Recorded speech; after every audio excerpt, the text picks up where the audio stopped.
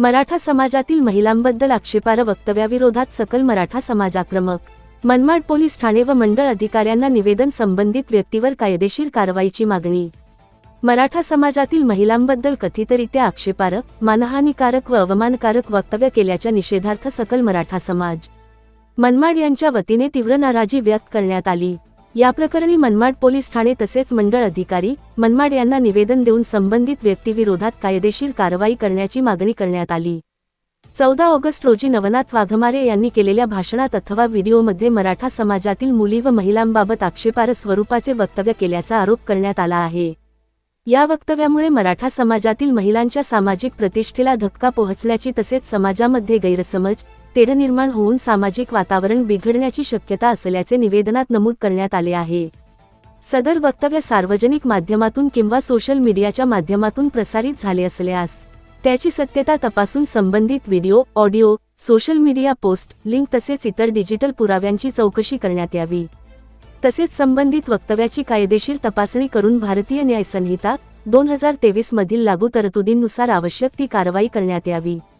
भविष्यात अशा प्रकारची वक्तव्ये होऊ नयेत यासाठी आवश्यक प्रतिबंधात्मक उपाययोजना करण्यात याव्यात, अशी मागणी निवेदनाद्वारे करण्यात आली। संबंधित वक्तव्यामुळे समाजातील महिलांचा अपमान झाल्याची भावना व्यक्त करत प्रशासनाने या प्रकरणाची गांभीर्याने दखल घेऊन निष्पक्ष चौकशी करावी। दोषी आढळणाऱ्या व्यक्तीवर कायद्यानुसार योग्य ती कारवाई करावी। सकल मराठा समाजाने शांतता व कायदा सुव्यवस्था राखत प्रशासनाने या प्रकरणात तातडीने योग्य ती कार्यवाही करावी। याप्रसंगी मयूर बोरसे, राजाभाव करकाळे, नाना शिंदे, कांतीलाल येणारे, बबलू पाटील, डॉक्टर सुहास जाधव, हेमंत गवळे, सुनील हंडगे, अनिल पगार, विनय आहेर, सुधीर पाटील, छोटू भाऊ पाटील, दिनेश पाटकर, हर्षल पाटील, चंद्रकांत परब, राजेश धोंडगे, रतन निकम, नाना गवते, मंगेश पगार व मराठा समाज मोठ्या प्रमाणात उपस्थित होते। आवाज जनतेचा न्यूज मराठी, मनमाड, नाशिक।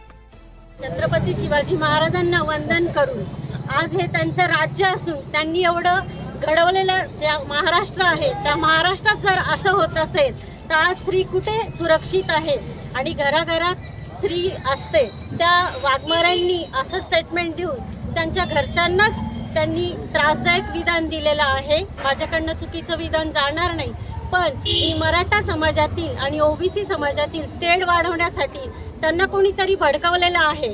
पण ते सुशिक्षित असतील तर त्यांनी असं वातावरण तयार करायला नको होतं। याचा निषेध आम्ही करतो आणि याच्यावर गव्हर्नमेंटनी त्यांच्यावर कारवाई करावी। परत असं काही होऊ नये याची दक्षता सरकारने घ्यावी ही नम्र विनंती। सर्व महापुरुषांना वंदन करून आज नवनाथ वाघमारे नावाचं जे डुक्कर आहे ते नेहमी घाणीत तोंड घालत असतं आणि त्याला खास करून मराठा समाजाच्या घाणीत तोंड घालण्यात फार इंटरेस्ट आहे। अशा या नवनाथ वाघमारेला त्यांनी माफी मागितली, पण माफी मागताना सुद्धा त्यांनी ज्या प्रकारचं वर्तन केलं ते एकदम निषेधार्ह होतं। मराठा समाज शांत बसला याचा अर्थ असा नाही आहे की त्याला आम्ही सोडून देऊ।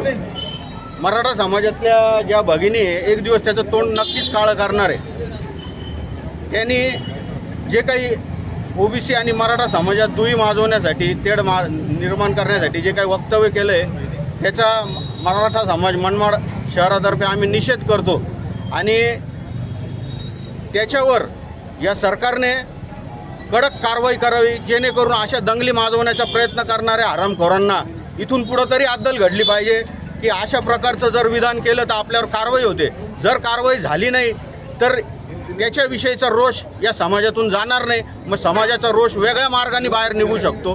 तो जर सरकारला टाळायचा असेल तर त्याच्यावर कडक कारवाई केलीच पाहिजे आणि असे जे काही भामटे या महाराष्ट्रभर फिरत आहेत मराठा समाजाच्या नावाने गरळ ओकताय यांच्यावर सरकारने आता निर्बंध घातले पाहिजे, कारण की सोशल मीडियाच्या माध्यमातून हे काही पण प्रकार करायला लागले त्याच्यावर सरकारने कारवाई करावी अशी मागणी आम्ही आज सकल मराठा समाजाच्या वतीने आम्ही सर्वजण करत आहोत। जय महाराष्ट्र, जय शिवराय।